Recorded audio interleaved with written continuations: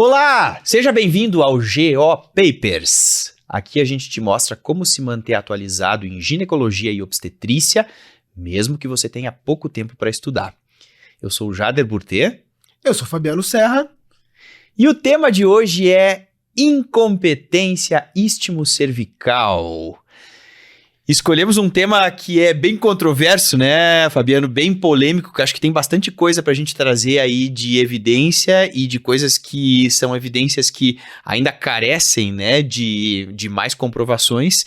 Mas acho que o objetivo desse canal é esse, né? É justamente a gente poder trazer temas que mereçam discussões, que o nosso público possa contribuir também, porque no final tá todo mundo no mesmo barco, né? Todo mundo tá querendo aí o bem das nossas pacientes e acho que o legal é a gente construir conhecimentos juntos, né? É isso aí, Jader, e a gente vai abrir nosso coração porque as dificuldades do pessoal que está lá nos assistindo é a nossa dificuldade também, porque quando a gente abre uma literatura tem uma recomendação, quando abrimos outra literatura tem outra recomendação, então é importante que quem esteja nos assistindo entenda também que aqui é uma discussão, né, que vai estar baseada em evidências, obviamente, mas as evidências elas divergem muito, tá? Então, nós vamos conversar aqui. Qualquer questionamento que eventualmente vocês tenham, podem conversar conosco, que a gente está super aberto aí para discutir com vocês também.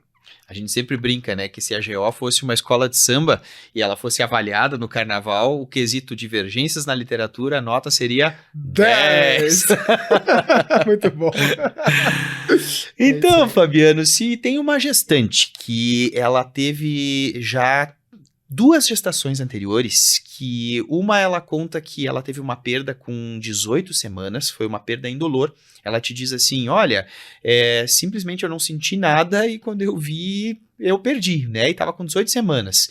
E aí a segunda gestação, ela diz que aconteceu a mesma coisa, só que com 20 semanas ou 21 semanas. O que a gente deve pensar frente a esse relato, né, dessa paciente? Ô Jader, essa é a história clássica, né? Essa é a história típica de um quadro de insuficiência istmo-cervical ou incompetência istmo-cervical.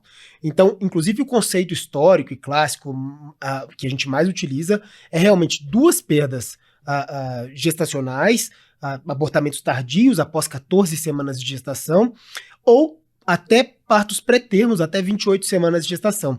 E para esse parto pré-termo, a gente tem que considerar também aquele início do parto praticamente indolor, né? Aquela mulher que chega com uma cervicodilatação, que não sentiu dor nenhuma, um esvaecimento do colo importante, às vezes membranas protrusas já. Nesse caso, a gente vai olhar para essa mulher e falar, opa, essa mulher aí tem uma incompetência istmo-cervical. E essa paciente que ela chega com essa história, né, de 2 perdas aí, que são muito sugestivas, assim, né, o histórico que ela nos conta é muito sugestivo de incompetência istmo-cervical.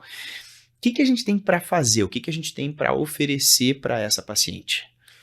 Vamos lá. O que a gente tem hoje descrito realmente na literatura? A principal coisa que a gente vai fazer para essa paciente é cerclagem. Tá? Então, a cerclagem ela tem indicação entre 12 e 16 semanas de gestação e a gente deve fazer somente após uma ultrassonografia morfológica de primeiro trimestre. Aí tem gente que vai me perguntar, poxa, mas eu perdi o prazo. Enfim, se perder o prazo da ultrassonografia morfológica, é claro que a gente vai fazer a cerclagem também, sem saber se existe alguma síndrome fetal ali ou não, né? Mas, havendo a possibilidade ainda de se fazer o diagnóstico ali de qualquer alteração fetal no morfológico de primeiro, a gente faz o morfológico de primeiro e na sequência a gente agenda uma cerclagem entre 12 e 16 semanas de gestação. Esse é o protocolo. A progesterona, nesses casos, ela é controversa também, viu, Jader? Tem literatura que recomenda usar a progesterona para todos os casos e tem literatura que fala que nas eletivas a gente não precisaria usar a progesterona. Mas naquelas que são feitas terapêuticas, que a gente vai falar, imagino, mais tarde, ou de emergência, essas sim teriam indicações de progesterona. Na prática clínica, eu, Fabiano, aqui é a opinião pessoal, tá, Jader? Eu, Fabiano, eu acabo usando progesterona para todas essas pacientes. Eu acho que é interessante, assim, a gente usar esse espaço para a gente poder discutir, né? A gente sabe que a cerclagem realmente vai trazer benefício nessa paciente aí com a história típica, né? E realmente, assim, a progesterona, apesar de a gente ter essa divergência na literatura, eu acho que a maioria dos clínicos acaba optando por utilizar, né? E eu acho que o bacana é justamente, assim, a gente também Falando para vocês que estão assistindo a gente, né? O legal, gente, é a gente construir conhecimento juntos. Esse espaço é justamente para a gente poder debater, discutir. Se você encontrou, assim, um estudo super legal, super bacana para a gente poder analisar juntos em relação ao uso da progesterona nessa situação, traz para a gente. A gente quer realmente fomentar a discussão científica aqui nesse canal e justamente poder construir juntos, porque a gente está todo mundo no mesmo barco. Então, a cerclagem, a gente sabe que realmente tem um benefício bem importante para essa paciente que tem a história típica aí de incompetência istmo-cervical. E, Fabiano, a técnica de cerclagem que é mais utilizada, qual que é? Olha, Jader, a gente tem várias técnicas, mas a que a gente mais utiliza é a técnica de McDonald. Né? Então, a técnica de McDonald, e tem uma técnica de McDonald que também é modificada por pontos, que também pode ser utilizada. É difícil a gente explicar, mas assim, a gente passou o espéculo na paciente ali, a gente pinça o lábio do colo uterino, e a gente vai fazer como se fosse uma sutura em bolsa ao redor desse colo. Então, o pessoal que está de casa aí, se quiser depois colocar na internet para ver o desenho de como é que faz essa cerclagem, é mais fácil, porque a gente aqui na discussão eu não vou conseguir explicar exatamente para vocês, mas é como se a gente fizesse uma bolsa, entrando ali na parte superior do colo, saindo na lateral, entrando na parte lateral de novo, saindo na inferior, entrando na inferior, saindo na lateral e fechando essa bolsinha ali na parte superior do colo. Tem gente que opta por fazer uma dupla camada, né? Então a gente pode fazer uma sutura e depois, mais profundamente, a gente fazer uma segunda sutura. Também é possível fazer isso. Então existem várias formas, mas a de McDonald é a principal. Ótimo. Então, e quando a gente tem aquela paciente que ela não tem a história típica de incompetência istmo-cervical, né? Ela simplesmente não tem história de perdas anteriores, só que a gente fez um ultrassom para medir o colo, lá com 22 semanas, por exemplo, e esse colo estava curto, estava abaixo aí de 2,5 centímetros, né? 25 milímetros. Nesses casos, a cerclagem ela teria algum tipo de papel? Sem história não, Jader. Se a paciente não tem nenhuma história, nem de parto prematuro, nem de perdas gestacionais tardias, nesse caso, a gente não tem indicação de cerclar essa paciente. A única indicação que a gente tem aí nesse caso é utilizar a progesterona 200mg via vaginal. Tá? Então essa é a recomendação que a gente tem para colo curto. Agora, é diferente de uma paciente que tem esvaecimento cervical, que tem dilatação cervical e que tem protrusão de membranas. Nesse caso, a gente está falando de uma paciente que já tem um quadro instalado e que, aparentemente, se a gente não fizer nada, ela vai perder esse bebê. Nesse caso, essa mulher mereceria uma cerclagem de emergência, que a gente pode fazer, em geral, até 24 semanas de gestação, ou individualizando cada caso, porque às vezes ela chega com 24, 6, 25, enfim, e ela está perdendo o bebê ali. Se você tiver uma chance de fazer algo por esse bebê, vamos tentar fazer cerclagem. Né? Então, essa é a grande diferença da gente analisar o colo curto em si com uma incompetência istmo-cervical ali se instalando, né? Que aí a gente faria realmente essa cerclagem de emergência. Então é isso, né? Um colo curto em paciente assintomática, né, progesterona. A gente sabe que realmente existe uma evidência de que a progesterona reduz a ocorrência de parto prematuro, né? E é importante também a gente saber que a história de parto prematuro também é um fator importante, né, para a gente indicar a progesterona, não só o colo curto no ultrassom, né? Se a paciente tem uma história de parto prematuro anterior, digamos que ela te conta, né? Olha, a minha outra gestação eu tive o bebê com 34 semanas, né, 33 semanas. Aí a gente vai ter indicação também, pela história prévia, de usar a progesterona, né? Naturalmente, eu não precisaria, em teoria, nesses casos, nem de fazer a análise do colo. Essa mulher já começa a usar a progesterona ali por volta das 14, 16 semanas de gestação. E deve usar até realmente lá no final da gestação, né? Isso até a gente que também trabalha bastante com prova, né? A gente vê bastante questão que eles colocam as duas coisas, né? Uma paciente que teve história de um parto prematuro, só que ela mediu o colo e o colo tinha comprimento normal.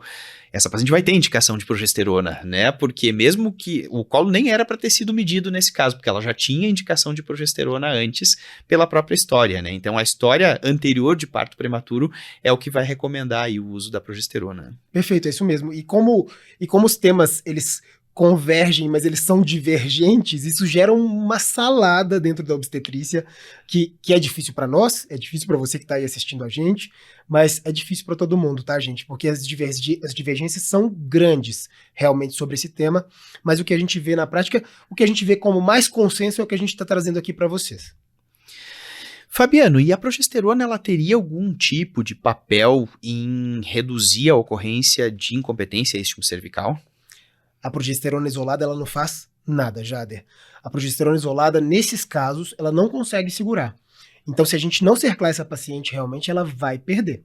Então, a gente vê na prática clínica a gente querendo dar só progesterona baseado nessa história, mas não tem essa indicação. A não ser, aí eu vou entrar numa outra seara, numa outra controvérsia, viu, gente? Então, prestem atenção. A não ser que a paciente, por exemplo, tenha uma história somente de perda tardia, ou que ela tenha tido um parto prematuro, que não foi tão característico, né?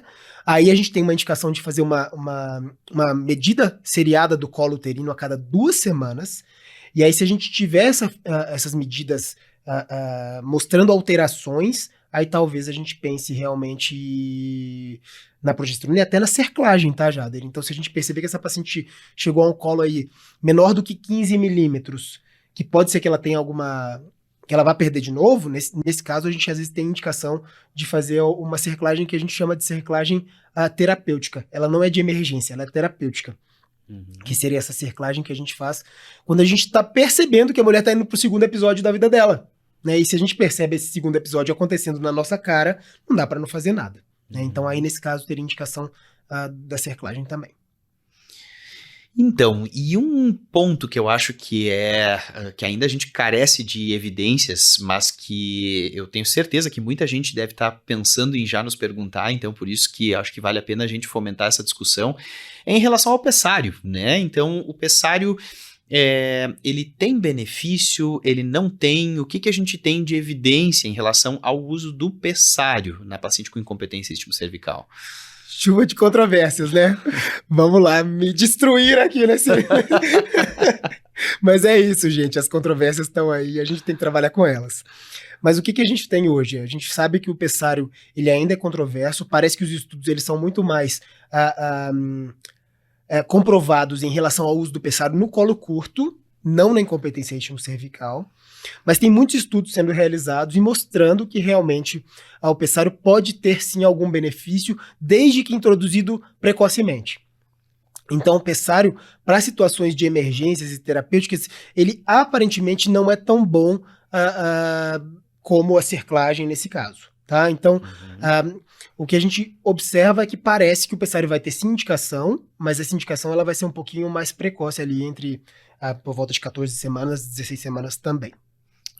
Acho que é importante a gente passar isso, né, que apesar de a gente ver que tem muita gente que gosta de usar o pessário, que tem experiência, né, em usar o pessário, realmente ainda é um tema que falta a gente ter um pouquinho mais de robustez, assim, né, em relação ao uso dele, de estudos, né, com robustez para nos dizer que a gente tem segurança de usar ele. E acho que é importante também a gente, de novo, usar esse canal como um objetivo da gente discutir, né? Então, assim, ó, se você viu, né? Você que está nos assistindo, se você viu aí que tem um estudo super bacana, super recente sobre o uso do pessário, vamos ver, vamos discutir junto, traz pra gente, né? O que a gente quer é isso, é a gente criar um canal de discussão para que vocês tragam aí esses estudos e a gente possa debater juntos para ver se realmente a gente consegue ter cada vez mais evidência em relação aí ao uso do pessário. E um tema que eu acho que é bem importante, assim, que eu vejo que é uma dúvida prática, às vezes, é em relação aquele caso que deu certo, né? Aquela paciente que a gente cerclou, ela tinha ali uma história típica de incompetência istmo-cervical, fizemos a cerclagem, deu certo, né? E a paciente levou a gestação bem aí até o final. Qual que é o momento da gente cortar o fio? Eu vejo que muita gente às vezes pergunta isso, né? Tá, quando é que eu devo cortar o fio? Só quando ela entrar em trabalho de parto? Tem uma idade gestacional específica? Qual que é o momento da gente cortar o fio da cerclagem? Olha, se ela tiver alguma intercorrência durante a gestação em algum momento, então se romper bolsa, se tiver um quadro infeccioso, nesses casos, se ela entrar em trabalho de parto, nesses casos a gente corta o fio imediatamente. Agora, se ela chegou lá no final da gestação, 36, 37, 38 semanas, Nesses casos, a gente já tem indicação de cortar o fio também. Então a literatura também ela diverge um pouquinho, mas o que a gente vê é que tem de 36 a 38 semanas. Tá? Então o que a gente vê no dia a dia e na prática clínica também é que esse fio deve ser cortado entre 36 e 38 semanas. E por que isso, Jader? Porque quando a gente pensa nessa fase gestacional, a gente tem que pesar risco-benefício. Se essa mulher entra em trabalho de parto com os pontos da cerclagem, isso pode romper o colo também. Então a gente também... E ao mesmo tempo a gente já tem um bebê que está ali prontinho, formado, que é um prematuro, mas que não é um prematuro tão importante, ou que é um termo precoce.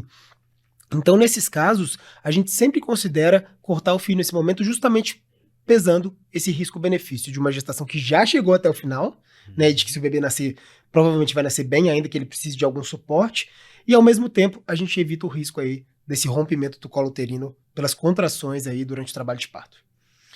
E se ela, antes de 36 semanas, ela rompeu bolsa, aconteceu alguma coisa, também se recomenda cortar o fio, mas a gente tem já alguns estudos também trazendo algumas recomendações diferentes, né? Tem estudos sendo feitos para verificar a taxa de infecção nessas mulheres. Se mantivermos os pontos da cerclagem com a bolsa rota, o que acontece nesses casos? Então, existem alguns estudos sendo feitos, isso ainda não é recomendação, tá bom? Prestem atenção que isso ainda não é recomendação aqui no Brasil, mas pode ser que no futuro algumas dessas verdades que existem no presente não serão verdades mais. Então vamos esperar aí os resultados para a gente avaliar aí futuramente como é que vai ser. A gente ainda não tem coragem, né, de não cortar o fio se romper bolsa. Ainda não, Jade. Eu entendo que o risco de coriomielite nesses casos ele é grande, né? Porque é como se a gente tirasse a circulação de tudo ali, né? A gente está espremendo realmente. Não sei. Temos que esperar os estudos. A medicina é baseada em evidências e o que eu creio não necessariamente é o que vai acontecer quando a gente testa a hipótese, né? Eu acho que é bem legal, assim, bem bacana a gente poder trazer esse tema e o objetivo é esse, né? O objetivo é a gente trazer esses temas que realmente trazem discussão, né? Aqueles que a gente já sabe que o benefício é 100% comprovado, realmente a gente, claro, é importante a gente falar também, mas esses temas que ainda tem bastante controvérsia, bastante discussão, são legais para a gente poder trazer aí, né? Porque eu acho que é uma contribuição que todo mundo pode nos dar, né? É isso aí. Gente, muito obrigado, então, pela participação de todos vocês. Esse canal é aberto aí para todo mundo que quer se atualizar, que quer discutir. A gente está sempre aberto aí para vocês nos trazerem, então, novos artigos, novos estudos. O bacana é justamente a gente poder fazer aí realmente uma construção conjunta de conhecimento para poder trazer aí o que tem de melhor para as nossas pacientes. Muito obrigado aí pela participação de todos. Obrigado a todos.